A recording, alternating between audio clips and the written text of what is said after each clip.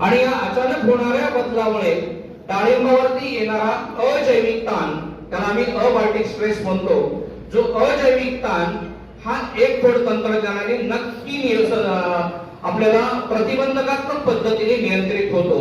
आणि मग त्याला पूरक पद्धतीने जसे विजय सर काम करतायत तसं आपण सर्वांनी पूरक पद्धतीने डाळिंबाला जर काम केलं तर नक्की प्रामुख्यानं एक खोड तंत्रज्ञान हे निश्चित पुढे जाईल. हा माझा एक दावा आहे. या अर्थाने या सर्व मान्यवर एक खोड तंत्रज्ञान काळजीपूर्वक अभ्यासतायत. काही प्रमाणात काही जणांनी याला विरोध पण प्राथमिक दर्शने केला. याचा अर्थ असा नाही आहे की ते चूक आहे. त्यांच्या दृष्टीने ते चुकीचं त्यांना वाटलं तरी असलं तर गेली 7-8 वर्षापासून डाळिंब एक खोड तंत्रज्ञानामध्ये प्रवीण माने करतायत. वास्तविक पाहता प्रवीण मानेंच्याच वतीने मी बोलतोय. या अर्थाने की डाळिंबामध्ये जे आलेले प्रॉब्लेम आहेत त्यामध्ये मर, तेल्या निश्चितपणे या समस्येबरोबर पिनहोल बोरर ही समस्या केवळ मगाशी साहेबांनी सांगितलं पाणी व्यवस्थापन, त्याच्या हातात हात घालून आलेली सूत्रकृमी, या समस्येमुळे मोठ्या प्रमाणामध्ये आज ज्या वेगवेगळ्या समस्या डाळिंबामध्ये येतात त्या निश्चितपणे एक खोड तंत्रज्ञानामध्ये आपल्याला मिनिमाइज करता येतात. काही जुगाड याच्यामध्ये त्यांनी केलेले आहेत आणि ते जुगाड आपल्याला कमीत कमी खर्चामध्ये जो मोठा खर्च आपल्यामध्ये होतो तो वाचवण्यास मदत होतो. आणि म्हणून आज कमीत कमी खर्च हा अत्यंत महत्वाचा डाळिंबात मुद्दा आहे. एकीकडे कमीत कमी खर्च करणं आणि दुसरीकडे जमिनीचं आरोग्य ठेवणं हा पण मुद्दा तितकाच महत्वाचा आहे. मित्रांनो, आपल्याला डाळिंबाचं निश्चितपणे जैविक आणि भौतिकदृष्ट्या अभ्यास केला तर एक गोष्ट लक्षात येईल की ती कोरडवाहू जंगली झुडूप आहे. ते बाबळीचं झाड सारखं ते ट्रीट करा असं विजय सर म्हणतात. जे जंगली झुडूप आहे, काटेरी झुडूप आहे, प्रचंड सूर्यप्रकाश प्रिय आहे, प्रचंड सूर्यप्रकाश प्रिय आहे, त्याचबरोबर ते पाण्याला खूप सेन्सिटिव्ह आहे, पाण्याचा प्रचंड ताण सहन करणार आहे. आपल्या सर्वांना माहित आहे की साधारणपणे 7-8 महिने जर पाऊस नाही पडला आणि तिथं कसल्याच प्रकारचं पाणी नसेल तर एक हलका 7-8 महिन्यानंतर एक हलका पाऊस पडला तर डाळिंब निश्चितपणे फुटताना दिसतं. याचा अर्थ पाणी साठवण करण्याची क्षमता त्याच्यामध्ये प्रचंड आहे. आणि ही साठवण करण्याची क्षमता केवळ पाण्याची नाही आहे तर त्या अनुषंगाने हातात हात घालून काम करणारा जो आपला प्राणवायू आहे हा पाण्याशी निगडीत आहे. त्याचबरोबर आपण जे अन्नद्रव्ये उपलब्ध झाली पाहिजे, जे आपण वेगवेगळ्या खताच्या माध्यमातून देतोय ते अन्नद्रव्ये उपलब्धता, हे सुद्धा महत्वाचं काम त्या कोरडवाहू वनस्पतीला, जंगली झुडपाला निश्चितपणे करता यावं. या अनुषंगाने जमिनीचं आरोग्य महत्वाचं आहे.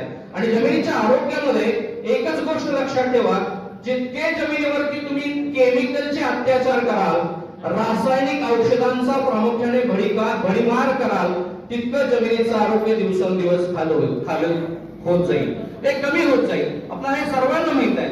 म्हणून कमीत कमी मी तर म्हणेन की डाळिंबामध्ये तुम्हाला कोणत्याही प्रकारची बुरशीनाशक, कीटकनाशक, इव्हन दो मी अगदी अभ्यासपूर्ण बोलतोय, सूत्रकृमीनाशक केमिकल स्वरूपातली तुम्ही सोडू नका. इथं जैविक पद्धतीने काम करणारे अतिशय दिग्गज मंडळी बसलेली आहे. याचबरोबर सेंद्रिय पद्धतीने जमिनीचं आरोग्य सुधारण्यासाठी मदत करणारी अतिशय दिग्गज मंडळी बसलेली आहे. आणि त्याच्या हातात हात घालून काम करणारे मान्यवर शेतकरी आणि तुम्ही सर्व शेतकरी बांधव, पुन्हा एकदा मी विनंती करतोय तुम्हाला की जमिनीचं आरोग्य हे अतिशय महत्वाचं आहे. तेव्हाच झाडाचं आरोग्य, तुमच्या डाळिंबाचं आरोग्य टिकणार आहे. जमिनीचं आरोग्य जेव्हा चांगलं स्ट्रॉंग बनवाल तेव्हा डाळिंबाची प्रतिकारक शक्ती, इम्युनिटी पॉवर ही नक्की वाढेल. आणि मग बदलत्या वातावरणामध्ये जो डाळिंबावरती अजैविक ताण येतो, अजैविक ताण जवळजवळ 68 ते 70% आसपास अजैविक ताणामुळे नुकसान होतं. आणि जवळजवळ 18 ते 20% म्हणजे खूप कमी नुकसान हे कीड आणि रोगांपासून होतं. त्याला आपण म्हणतो जैविक ताण, बायोटिक स्ट्रेस. हा ताण मॅनेज जर करता आला तुम्हाला तर डाळिंबाची जी नैसर्गिक ताकद आहे त्याला प्रामुख्याने काम करायचं. एक खोड तंत्रज्ञानामध्ये हीच गोष्ट अभ्यास करून प्रवीण मानेंनी निश्चितपणे एक अभ्यास केला. आणि अभ्यास मी काळजीपूर्वक प्लांट फिजिओलॉजिस्ट म्हणून अभ्यास होतो की एक गोष्ट आपल्याला काळजीपूर्वक अभ्यासताना खोड आणि फांद्या ह्या त्या झाडाचं स्टोरेज आहे. आणि खोड आणि फांद्या हे स्टोरेज मध्ये आपल्याला न्यायचं असेल तर सूर्यप्रकाश खूप महत्वाचा आहे.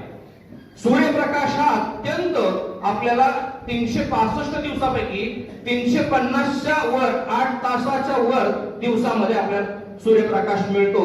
आणि हा सूर्यप्रकाशाचा उपयोग ज्या शेतकऱ्यांना प्रॉपर नुसत्या झाडावरती नाहीये तर जमिनीवरती करून घेता येईल तो शेतकरी अनेक मोठ्या प्रमाणामध्ये जो मर आणि सूत्रकृमी या दोन समस्यांना सामोरे जाता पिनहोल बोरर या समस्येला सामोरे जातो तो निश्चितपणे थांबेल. मित्रांनो, एक खोड तंत्रज्ञानामध्ये त्यांनी काय केलेलं आहे, एक खोड सलग 8 ते 10 फुटापर्यंत 8 फुटापर्यंत आम्ही पहिला प्रयोग करतोय.